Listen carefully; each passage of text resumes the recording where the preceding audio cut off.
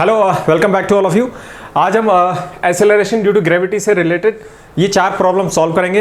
ये चारों question JEE के हैं, लेकिन इनका लेवल नीट के आसपास है ना। ये हमारे लिए काम की है ना। आपको बस ये देखना है कि इन प्रॉब्लम से हमको क्या सीखने को मिलता है ना। 2 क्वेश्चन इसमें आसान है और 2 क्वेश्चन एक अच्छे लेवल की है ना। ओके, एक चीज़ आपको ये ध्यान रखनी है कि इस बार नीट का लेवल थोड़ा राइज हो सकता है ना। तो उसी हिसाब से तैयारी भी हमको उसी हिसाब से रखनी है। ओके, आपने देखा होगा कि एक्सेलरेशन ड्यू टू ग्रेविटी वाला लेसन आ चुका है। इसको आप ग्रेविटेशन वाली प्लेलिस्ट में जाके देख सकते हो है ना।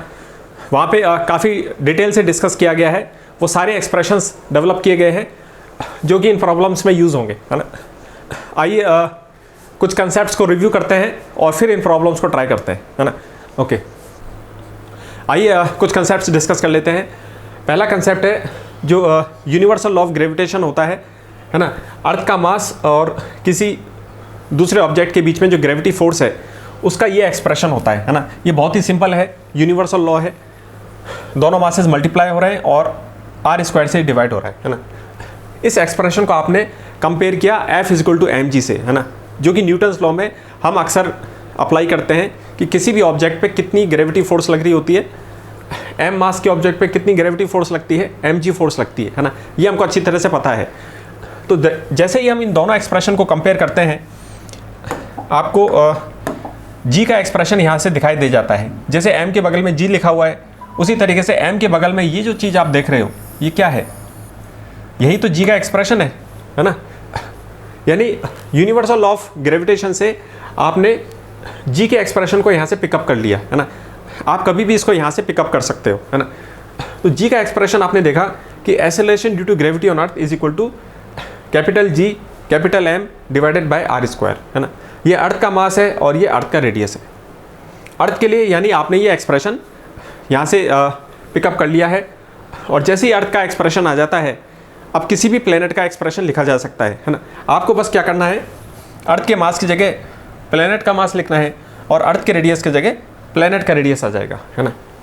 ओके, एक चीज़ आपको यहाँ से दिखाई दे रही है कि जी का जो एक्सप्रेशन हमने निकाला है ना, यहाँ से हमको दिख रहा है कि g is directly proportional to mass and inversely proportional to radius square है ना।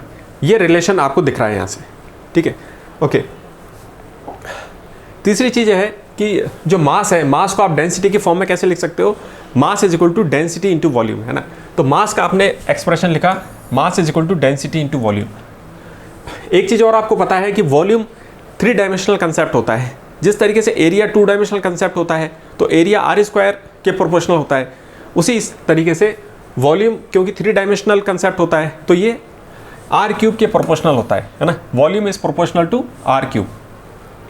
ओके, अभी हमने देखा था कि g is directly proportional to m/r² है ना। ये रिलेशन हमने देखा था। अब इसी को हमको डेंसिटी के फॉर्म में कन्वर्ट करना है। तो आप क्या करोगे, मास की जगह आपने लिखा डेंसिटी इंटू वॉल्यूम है ना, डिवाइडेड बाय ये आ जाएगा नीचे r²। फिर आपने वॉल्यूम की जगह लिखा volume is proportional to r³, तो आपने वॉल्यूम की जगह लिख दिया r³ और नीचे ये r² से डिवाइड हो रहा है। तो आपके पास क्या रिलेशन आ गया, r³ से r² कैंसिल हो जाएगा, तो कितना बचेगा, डेंसिटी इंटू रेडियस है ना। यानी हमने ये एक्सप्रेशन निकाल लिया है कि g is directly proportional to density into radius. तो डेंसिटी के टर्म में आपने ये रिलेशन ड्राइव कर लिया है ना। तो ये आ गया आपके पास, acceleration due to gravity is proportional to density into radius. उसी तरीके से आप यहाँ से प्लेनेट का भी लिख सकते हो है ना। प्लेनेट का लिखने के लिए प्लेनेट का एक्सेलरेशन ड्यू टू ग्रेविटी क्या हो जाएगा, प्लेनेट की जो डेंसिटी है इंटू उसका जो रेडियस है ना। तो आपने दोनों एक्सप्रेशन देख लिए हैं। एक तो ये डेंसिटी वाला एक्सप्रेशन है और ये मास और रेडियस की फॉर्म में एक्सप्रेशन है ना।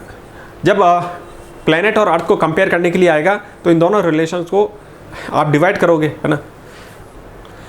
प्लेनेट और अर्थ को कंपेयर करने के लिए अब आप क्या करोगे, दोनों का जो जी का एक्सप्रेशन है उसको डिवाइड करोगे है ना। डिवाइड करके आपके पास एक पूरा एक्सप्रेशन आ जाएगा जिसमें आपको कई तरह के ये फैक्टर्स दिखाई देंगे। मास का हो सकता है, रेडियस होगा, डेंसिटी होगी और वॉल्यूम और सरफेस एरिया भी हो सकता है ना। तो जैसे भी आपसे क्वेश्चन पूछा गया होगा कुछ चीज़ें आपको दे रखी होंगी और कुछ आपको निकालनी होगी, है ना। तो आइए अब इन प्रॉब्लम्स को ट्राई करते हैं। एक एक करके आप चारों प्रॉब्लम सॉल्व कीजिए, उसके बाद आप सॉल्यूशन देखना और भी आपको कुछ इंसाइट मिलेगी कि कैसे काम करना चाहिए, है ना। आइए अब इनका सॉल्यूशन करते हैं। आप वीडियो को पॉज कर सकते हो और एक एक करके इन सबको ट्राई कर सकते हो। लास्ट में आप सॉल्यूशन अपना वेरीफाई कर सकते हो और सॉल्यूशन के दौरान आपको और भी स्किल्स सीखने को मिलेंगी। तो आपकी जो पूरी स्किल्स हैं, प्रॉब्लम सॉल्विंग जो टेक्निक्स हैं, वो अपडेट हो जाएंगी, आगे आपको काम आएगा, है ना। ओके, आइए पहला क्वेश्चन सॉल्व करते हैं। पहला क्वेश्चन क्या है कि 2 प्लैनेट्स है ए और बी, जिनका रेडियस आपको दे रखा है r एंड 1.5 r, है ना, और उनकी डेंसिटी दे रखी है रो एंड रो बाई 2। यानी प्लैनेट ए का रेडियस आपको r दे रखा है, तो प्लैनेट बी का कितना है 1.5 r। प्लैनेट ए की डेंसिटी आपको रो दे रखी है और प्लैनेट बी की कितनी है रो बाई 2, है ना। अब आपसे क्या पूछा गया है, the ratio of acceleration due to gravity at the surface of B to A. यानी प्लैनेट बी पे और प्लैनेट ए पे एक्सेलरेशन ड्यू टू ग्रेविटी कितना है, उनका रेशियो आपसे पूछा गया है ना।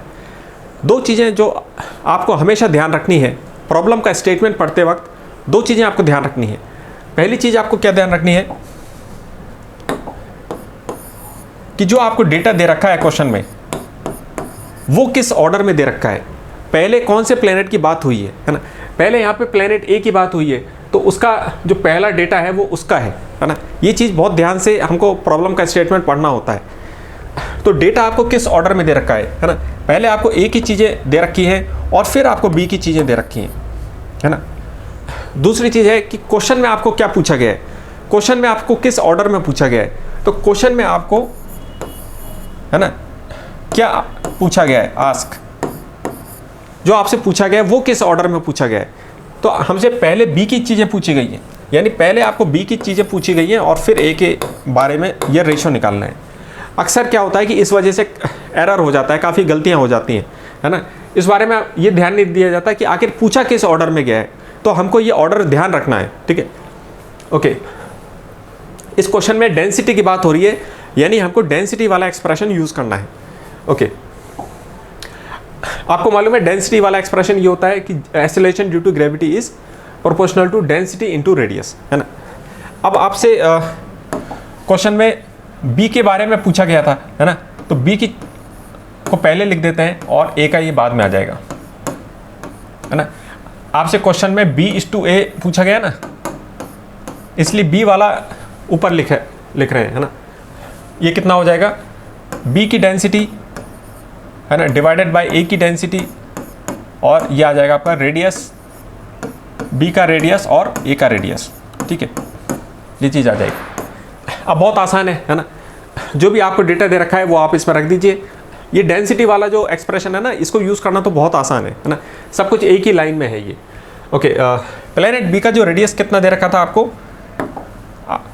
प्लैनेट बी की जो डेंसिटी है वो कितनी दे रखी है ना। डेंसिटी हाफ है लेकिन रेडियस 1.5 है ना। ओके, तो प्लैनेट बी की डेंसिटी आपको दे रखी है, हाफ दे रखी है ना। ओके, नीचे आपने डिवाइड कर दिया ए की डेंसिटी से, ए की डेंसिटी आपको रो दे रखी है। अब आप रेडियस का फैक्टर लिखते हैं। रेडियस हमको प्लैनेट बी का दे रखा है 1.5। 1.5 को आप कैसे लिखोगे, 1.5 की जगह आप लिख दो 3/2, है ना, उससे ज़्यादा आसान रहेगा, है ना। तो 3/2 आपने लिख दिया, 3/2 r, और प्लैनेट ए का रेडियस है r। अब आप इजीली यहाँ से इसको, है ना, रो से रो कैंसिल हो जाएगा, r से r कैंसिल हो जाएगा, और 3/2 को 1/2 से मल्टीप्लाई करना है, यानी आंसर क्या आ गया 3, और नीचे आ गया 2 × 2 4। तो आपसे ही पूछा गया था कि b और a का जो एक्सेलरेशन ड्यू टू ग्रेविटी है उनका रेशियो क्या है ना। तो यहाँ से आपके पास आ गया 3:4, है ना। ये पहली चीज़ b की है ना, ये b का पहले है और a का बाद में है, यानी आपका आंसर आ गया 3:4, है ना। b पहले पूछा गया था और उसके बाद में a है, ये हमको ध्यान रखना होता है ना। आइए दूसरा क्वेश्चन सॉल्व करते हैं। ओके, इस क्वेश्चन में क्या है, द रेडियस ऑफ 2 प्लैनेट दे रखा है आपको, a और b दे रखा है और उनका रेशियो दे रखा है 2:3। यानी आपको है ना डेटा क्या दे रखा है, रेडियस ऑफ ए दे रखा है आपको और रेडियस ऑफ बी का रेशियो दे रखा है, ये है 2 और ये है 3, और उनकी डेंसिटी दे रखी है, डेंसिटी का भी आपको रेशियो दे रखा है 3p और 5p, यानी डेंसिटी ए की डेंसिटी है 3p और बी की डेंसिटी है 5p, है ना। ठीक है, बिल्कुल डेटा जो है ए से लेके बी के ऑर्डर में दे रखा है, पहले ए का दे रखा है फिर आपको बी का दे रखा है, और आपसे क्या पूछा गया है, the ratio of their acceleration due to gravity, acceleration due to gravity का रेशियो, ये भी आपको किसी ऑर्डर में पूछा गया है, जब कुछ अलग से नहीं लिख रहा तो इसका मतलब वही है, A/B पूछा गया है आपसे, है ना, पहले ए का A/B पूछा गया है आपसे, है ना, क्योंकि इस क्वेश्चन में भी डेंसिटी है तो हमको डेंसिटी वाला एक्सप्रेशन यूज़ करना है, और बहुत आसान है इसको यूज़ करना, है ना, यानी आपको ए की जो एक्सेलरेशन ड्यू टू ग्रेविटी है इसको आपने डिवाइड कर दिया बी की एक्सेलरेशन ड्यू टू ग्रेविटी से, तो यहाँ पे ए की डेंसिटी आ जाएगी और यहाँ पे आ जाएगी आपकी प्लैनेट बी की डेंसिटी, यहाँ पे रेडियस ए का आ जाएगा और ये प्लैनेट बी का रेडियस आ जाएगा। ठीक है ना, बहुत ही आसान है। प्लैनेट ए की डेंसिटी कितनी दे रखी है, 3p दे रखा है आपको, तो आपने लिख दिया 3p, प्लैनेट बी की डेंसिटी 5p है। ठीक है, रेडियस आपको ए का कितना दे रखा है, 2 दे रखा है और बी का दे रखा है 3। ठीक है, P से P कैंसिल हो गया, 3 से 3 कैंसिल हो गया, तो आपको यहाँ से दिख रहा है क्या आ गया, रेशियो 2/5, यानी A का जो एक्सेलरेशन ड्यू टू ग्रेविटी है पहले क्या नंबर आएगा, 2 आएगा, 2:, B का कितना है, B नीचे है और ये आपका आ गया 5, यानी 2:5 आपका आंसर हो गया, है ना। आपको ये लिखने की ज़रूरत नहीं है, ये तो आपके माइंड में फ्लैश हो जाना चाहिए, फ्लैश होते ही आपको बस ये डेटा डालना है ना, करेक्ट ऑर्डर में डालना है बस, है ना। ये क्वेश्चन भी बहुत आसान था, ये तो बहुत ही आसान था, जेई लेवल का क्वेश्चन नहीं था, लेकिन अब हर तरह के क्वेश्चन आ रहे हैं, है ना। ओके, अब ये जो तीसरा क्वेश्चन है ये एक अच्छे लेवल का है ना, इससे हमको काफ़ी कुछ सीखने को मिलेगा। ठीक है, इस क्वेश्चन में हमको क्या दे रखा है कि the ratio of weight of a body on the earth surface to that of the surface on a planet is 9:4, है ना। ध्यान से पढ़ना है हमको प्रॉब्लम स्टेटमेंट। प्रॉब्लम में ये कह रखा है कि किसी बॉडी का किसी प्लेनेट पे और अर्थ पे जो वेट होगा उसका रेशियो दे रखा है ना। पहले किसकी बात हो रही है, the ratio of weight of a body on the अर्थ, पहले अर्थ की बात हो रही है, यानी अर्थ के ऊपर उसका वेट कितना होता है, mg होता है ना। वेट को आप कैसे लिखते हो, mg लिखते हो, है ना। तो अर्थ के वेट को पहले लिखना है और प्लेनेट के ऊपर वेट कितना हो जाएगा, मास तो वही रहेगा, और उस प्लेनेट पे अगर वो मास चला जाता है तो उसका वेट कितना हो जाता है, mg डैश, है ना। उस प्लेनेट का एक्सेलरेशन ड्यू टू ग्रेविटी हो गया। ये रेशियो हमको दे रखा है 9:4। पहले अर्थ के बारे में बात की गई है तो 9/4 आ गया, है ना। यहाँ से आप देख रहे हो कि g और g डैश का आपको रेशियो दे रखा है ना। मास तो क्योंकि कैंसिल आउट हो जाएगा, तो बेसिकली आपको g और g डैश का रेशियो ये दे रखा है। ठीक है, दूसरी बात यहाँ पे ये कह रखी है the mass of the planet is 1/9 of that of the earth, यानी अर्थ के रेडियस के 1/9 है ना। इस डेटा को आप कैसे समझोगे, पहले बात किसकी हो रही है, प्लेनेट की हो रही है ना। The mass of the planet is 1/9, तो मास प्लेनेट का कितना हो जाएगा, आपने लिख दिया m डैश, ये प्लेनेट का मास है, और नीचे आपने अर्थ का मास लिखा। ठीक है, अब आप देखो ये जो 1/9 है ना, इसको इसकी मैथ समझो कि क्या है, ये जो फैक्टर है या ये जो रेशियो है इसको समझते हैं ना। अब आप देखो यहाँ पे आपको क्या लिखा हुआ है, 1/9 है ना। 1/9 के बारे में जब आपको ये चीज़ जानकारी मिलती है तो क्या दिमाग में आता है ना। 1/9 का मतलब क्या हो गया कि प्लेनेट का मास कम है ना, कम है, यानी कि ये जो 1 नंबर है ये तो प्लेनेट का हो गया, और ये जो 9 नंबर है ये अर्थ का हो गया, है ना। आप देखो प्लेनेट के सामने तो उसका नंबर लिख दिया और अर्थ के सामने उसका नंबर लिख दिया, है ना, तो आ गया ना 1/9, क्योंकि प्लेनेट का मास कम है, यहाँ पे दिख रहा है 1/9 है, तो जो कम नंबर था उसको आपने प्लेनेट के सामने लिखा और बड़े नंबर को अर्थ के मास के सामने लिखा। ठीक है, तो इस तरीके से आप आसानी से लिख सकते हो इस चीज़ को। ओके, दूसरी बात क्या पूछी है, if r is the radius of the अर्थ अगर अर्थ का रेडियस आर है तो प्लेनेट का रेडियस कितना होगा आपको ये निकालना है। यानी हमको कौन सा फैक्टर पूछा गया है, आर डैश अपॉन आर पूछा गया है ना। यहाँ से आपको उस प्लेनेट का रेडियस को आर के टर्म्स में लिखना है, वो आपसे पूछा गया है, ठीक है। ओके, इस प्रॉब्लम को सॉल्व करने के लिए आपको मास और रेडियस के बारे में पूछा गया है, तो आपको ये वाला एक्सप्रेशन यूज़ करना है ना। अब एक चीज़ और देखनी है यहाँ पे कि प्लेनेट और अर्थ के ये जो एक्सप्रेशन है इनको कंपेयर करने के लिए आप क्या करोगे, डिवाइड करोगे, है ना। तो डिवाइड आसानी से कैसे करना है वो सीखना है। आसानी से कैसे डिवाइड कर सकते हैं, आप देखो कि जब प्लेनेट का जो एक्सेलरेशन ड्यू टू ग्रेविटी है उसको मैं डिवाइड करूँगा अर्थ के, है ना, एक्सेलरेशन ड्यू टू ग्रेविटी से, तो ये आपने आसानी से लिख दिया। फिर आपने देखा कि इसका मास ऊपर है तो आपने इसका मास यहाँ पे ऊपर लिख दिया, है ना। इसको आपने अर्थ के मास से डिवाइड कर दिया, है ना। यहाँ तक आसान है। अब प्रॉब्लम ये आती है कि कई बच्चों को ये प्रॉब्लम आ सकती है कि 1/r² फ्रैक्शन में है और अर्थ का जो रेडियस है वो भी फ्रैक्शन में दे रखा है और दोनों को डिवाइड भी करना है। तो अगर हम मैथ के हिसाब से सोचते हैं तो काफ़ी थोड़ा सा कॉम्प्लेक्स हो जाता है ना। तो उसके हिसाब से ना करके हम क्या कर सकते हैं, डायरेक्टली ये जो मास आपको दे रखा है, ये जो आपने आसानी से लिख दिया था, इसी के थ्रू हम रेडियस का भी फैक्टर लिख सकते हैं। वो कैसे लिखेंगे, आप देखो, है ना, प्लेनेट का मास ऊपर है ना, प्लेनेट का मास ऊपर है तो इसका रेडियस कहाँ पे आएगा, वो नीचे आएगा, तो आपने नीचे लिख दिया। अर्थ का मास नीचे है तो इसका रेडियस कहाँ पे आएगा, ऊपर आएगा, ठीक है ना। और क्योंकि रेडियस का स्क्वायर हो रहा है तो आपने स्क्वायर लिख दिया, है ना। आपने यहाँ देखा कि मास जब ऊपर होता है तो रेडियस उसका नीचे है, यानी ये अपोजिट डायरेक्शन में है, ठीक है। तो जब आपने देखा यहाँ पे प्लेनेट का मास ऊपर था तो उसका रेडियस कहाँ पे आएगा, नीचे आएगा। अर्थ का मास नीचे था तो इसका रेडियस कहाँ पे आएगा, ऊपर आएगा, और आपने स्क्वायर लगा दिया। तो इस तरीके से आपने आसानी से वो एक्सप्रेशन लिख दिया, ठीक है ना। अदरवाइज तो क्या है, इसको डिवाइड करने में कई बच्चों को मैथ के अंदर वो दिक्कत आएगी, ठीक है। अब हम इसको इस्तेमाल कर सकते हैं, है ना। हमको क्या डेटा दे रखा है क्वेश्चन में, जी डैश। आपको देखो अब ये जो डेटा क्वेश्चन में दे रखा था इसका इस्तेमाल कैसे करना है ना। अब आप यहाँ पे देखो ध्यान से कि जी डैश के सामने क्या नंबर लिखा हुआ है, 4 लिखा हुआ है ना। जी के सामने कौन सा नंबर लिखा हुआ है, 9 नंबर लिखा हुआ है, यानी जी डैश 4 है और जी 9 है, ठीक है। तो आप यहाँ पे लिख दो, है ना, जी डैश आपको दे रखा है, यानी ये 4 दे रखा है आपको, और जी आपको 9 दे रखा है, ठीक है ना। तो अगर आपको ऊपर नीचे करने में दिक्कत होती है तो उसकी जगह आप इस अप्रोच से करो, ये ज़्यादा बेटर रहेगा और कोई एरर नहीं होगा। आपने, है ना, फिर से देखते हैं एक बार दोबारा कि आपको क्या निकालना था, जी डैश अपॉन जी निकालना था, और जबकि हमने जो डेटा लिखा था वो जी अपॉन जी डैश लिखा था, है ना।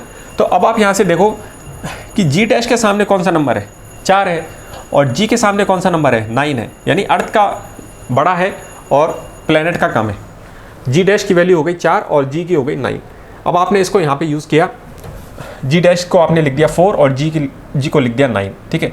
ये इज इक्वल टू आ गया। अभी हमने देखा था कि जो मास का फैक्टर था, प्लेनेट का मास 1/9 था, यानी प्लेनेट 1 है और अर्थ क्या है, 9 है ना। यानी आपने प्लेनेट का मास यहाँ पे लिख दिया 1 और अर्थ का आ गया 9, ठीक है। और ये आपका रेडियस का फैक्टर है यहाँ पे, ये अर्थ का रेडियस ऊपर है यहाँ पे और प्लेनेट का नीचे है। ये चीज़ आपसे पूछी गई है ना। अब आप जब इसको सॉल्व करोगे तो अब ये आसानी से सॉल्व हो जाएगा, है ना। 9 से 9 कैंसिल हो रहा है, उधर 4 बचा, यहाँ पे स्क्वायर है तो दोनों तरफ आप क्या लोगे, स्क्वायर रूट लोगे। स्क्वायर रूट आप लोगे तो 9 से 9 कैंसिल हो रहा है, 4 का स्क्वायर रूट आ गया 2 इज इक्वल टू आ गया आपके पास, यहाँ पे इसका भी स्क्वायर रूट हो चुका है, तो ये आ गया आपके पास r अपॉन r डैश, ठीक है। r डैश की वैल्यू आ जाएगी अब यहाँ से, कितनी आएगी, r डैश को आप ऊपर ले जाओ और 2 को नीचे ले जाओ, है ना, ठीक है।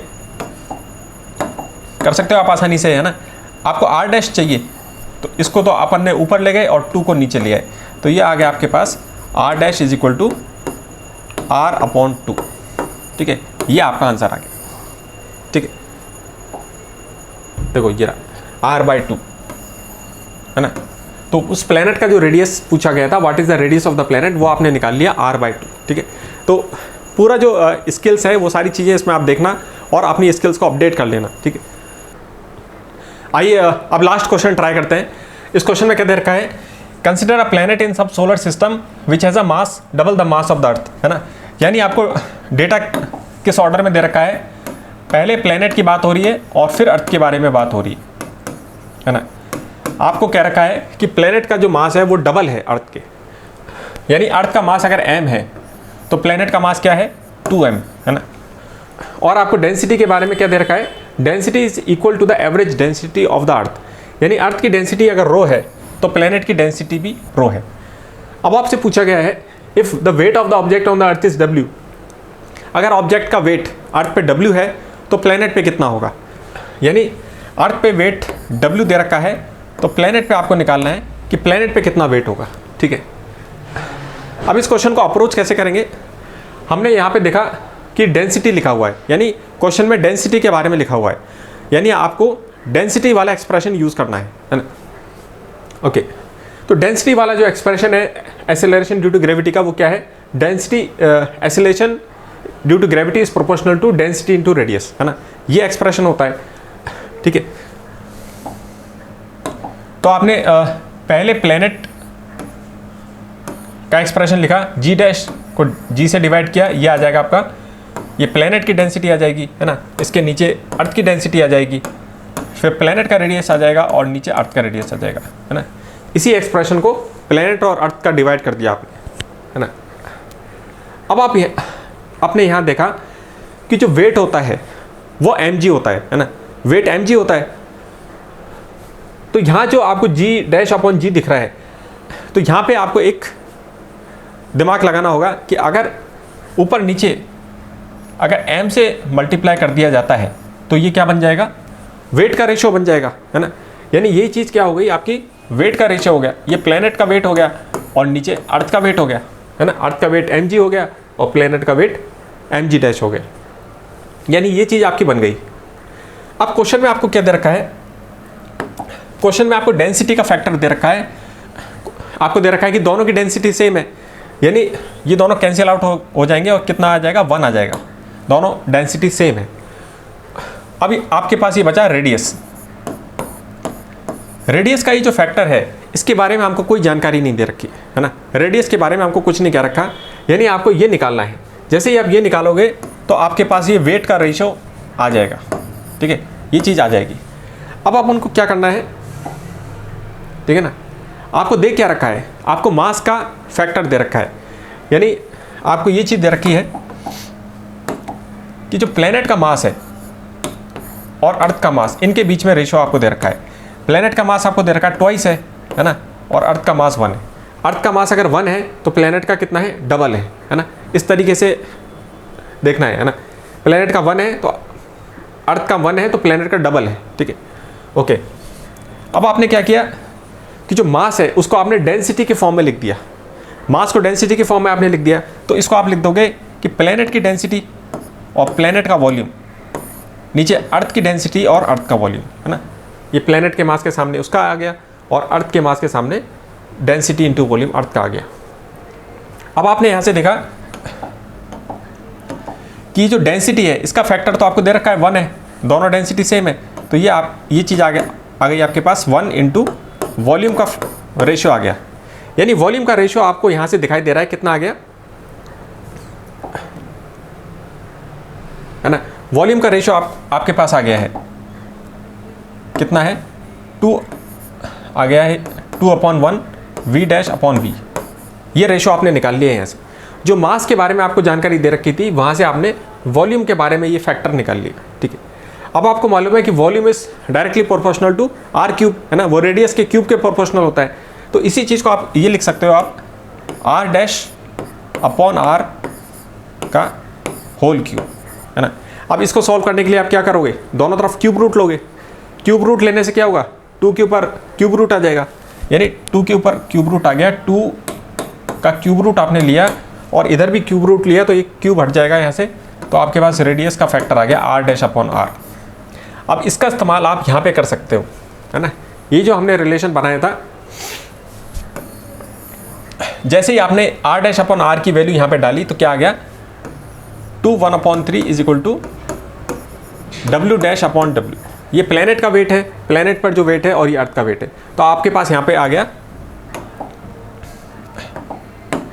यानी W डैश आ गया आपके पास 2 1/3 इंटू डब्ल्यू, है ना, ये आ गया आपके पास, ठीक है।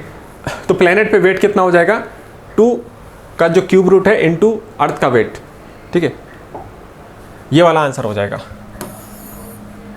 ठीक है ना। इसलिए मैंने कहा था कि जो क्वेश्चन का जो डिज़ाइन है वो यहाँ पे जेई वालों ने अच्छा नहीं किया, क्योंकि जिसको मालूम था कि वॉल्यूम का फैक्टर आएगा और फिर आपको रेडियस का फैक्टर निकालने के लिए क्यूब रूट लेना पड़ेगा, तो वो डायरेक्टली ये 1/3 देख करके टिक कर देता, है ना। अच्छा होता कि अगर आप जो मास का फैक्टर दे रखा है ना यहाँ पे, ये 2/1 दे रखा है, इसको आप 8 दे सकते थे। 8 अगर आप देते तो 8 का क्यूब रूट 2 आता, तो अलग से ये आपको दिखाई नहीं देता, फिर तो क्यूब रूट वाला ये सिंबल आपको दिखाई नहीं देता, है ना। तो ज़्यादा बेटर क्वेश्चन बन सकता था, है ना। आप ऐसे क्वेश्चन के लिए तैयार रहिए, है ना। हालांकि क्वेश्चन में आपको आसान, जिसका क्यूब रूट निकालना आसान होता है वो वाला दिया होगा, ठीक है। Okay, so hope you understand all these questions. आप इनको एक बार और दोबारा प्रैक्टिस करना, और जो भी आपने नई स्किल्स सीखी हैं उसको अपनी तैयारी में शामिल कर लेना। Okay, thank you for today, see you next time.